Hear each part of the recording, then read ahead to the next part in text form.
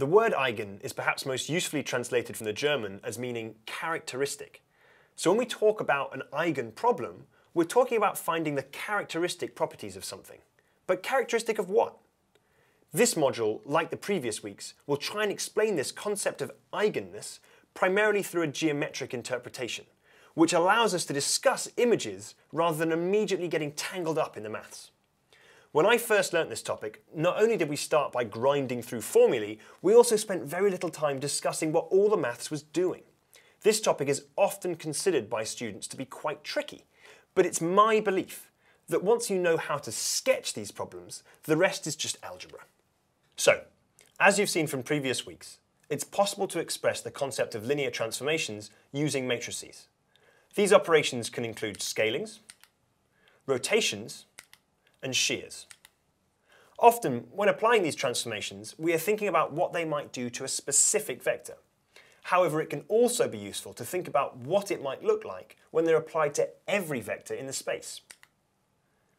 This can be most easily visualized by drawing a square centered at the origin, and then seeing how your shape is distorted when you apply the transformation. So if we apply a scaling of 2 in the vertical direction, the square would now become a rectangle. Whereas if we applied a horizontal shear to the space, it might look something like this. Now, here's the key concept. We are using our little square to help us visualize what is happening to many vectors. But notice that some vectors end up lying along the same line that they started on, whereas others do not. To highlight this, I'm going to draw 3 specific vectors onto our initial square. Now, let's consider our vertical scaling again and think about what will happen to these 3 vectors.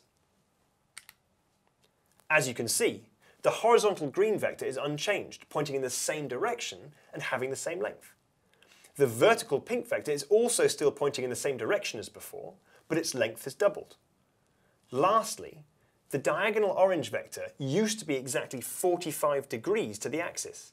Its angle has now increased, as has its length. I hope you can see that actually, besides the horizontal and vertical vectors, any other vector's direction would have been changed by this vertical scaling.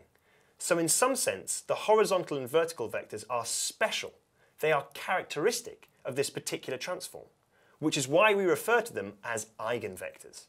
Furthermore, because the horizontal vector's length was unchanged, we say that it has a corresponding eigenvalue of 1, whereas the vertical eigenvector doubled in length, so we say it has an eigenvalue of 2. So, from a conceptual perspective, that's about it for 2D eigenproblems. We simply take a transform and we look for the vectors who are still laying along the same span as before, and then we measure how much their length has changed. This is basically what eigenvectors and their corresponding eigenvalues are. Let's look at 2 more classic examples to make sure that we can generalize what we've learned. Here's our marked up square again. And now let's look at pure shear, where pure means that we aren't performing any scaling or rotation in addition, so the area is unchanged. As I hope you spotted, it's only the green horizontal line that is still laying along its original span, and all the other vectors will be shifted. Finally, let's look at rotation. Clearly, this thing has got no eigenvectors at all, as all of the vectors have been rotated off their original span. In this lecture, we've already covered almost all of what you need to know about eigenvectors and eigenvalues. Although we've only been working in 2 dimensions so far, the concept is exactly the same in 3 or more dimensions.